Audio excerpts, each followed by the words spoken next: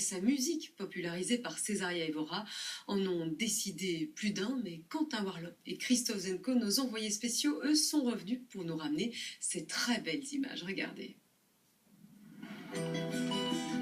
Depuis quelques années, le Cap-Vert est devenu une destination très prisée.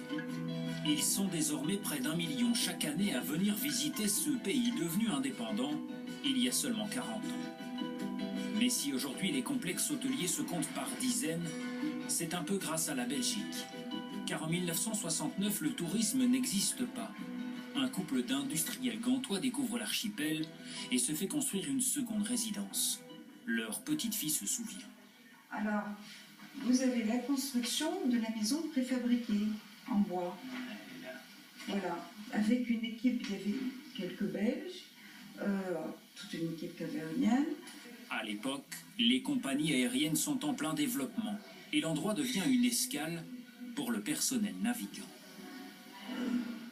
Pendant des années, avec essentiellement la South African Airways, mais également l'Aéroflot, la compagnie cubaine, l'hôtel était occupé par des équipages d'avions. Et ce n'est que vers la fin des années 80 qu'on s'est tourné vers le tourisme. Et c'est comme ça que le tourisme a commencé. La famille Vinquier construit l'hôtel Morabeza.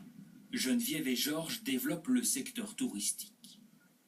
Pendant des années, Patton a été directeur de l'hôtel. Ce Cap-Verdien se souvient de tout ce que cette famille belge a réalisé ici, suite au départ des colons portugais et de l'indépendance du pays. Il y a eu l'indépendance, tous les gens, les Portugais des Salines sont partis, les gens de la fabrique du thon sont partis. Il y avait, pour donner de l'emploi, il n'y avait que Morabeza à Santa Maria. Si on n'avait pas Morabeza à ce moment-là, tous les gens de Santa Maria seraient obligés de partir d'ici. La petite maison devient rapidement un grand hôtel. Le personnel des avions d'abord, les touristes ensuite. Tous découvrent ce coin de paradis au large de l'Afrique de l'Ouest. Au Cap-Vert, il y a ceux qui viennent quelques jours et puis ceux qui se sont installés pour toujours. C'est le cas de ce louviérois.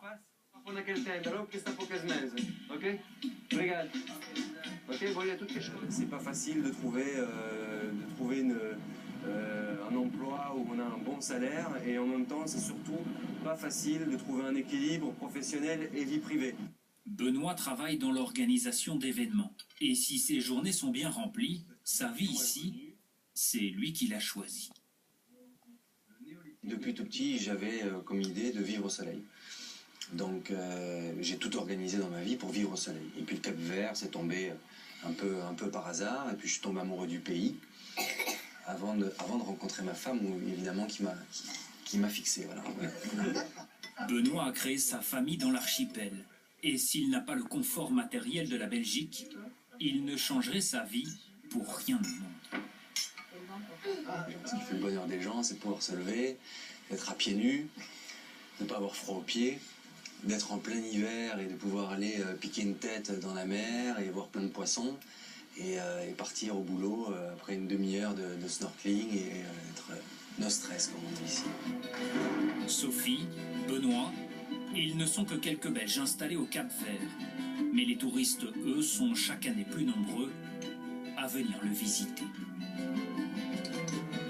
Des images qui font du bien avec le temps qu'il fait pour l'instant.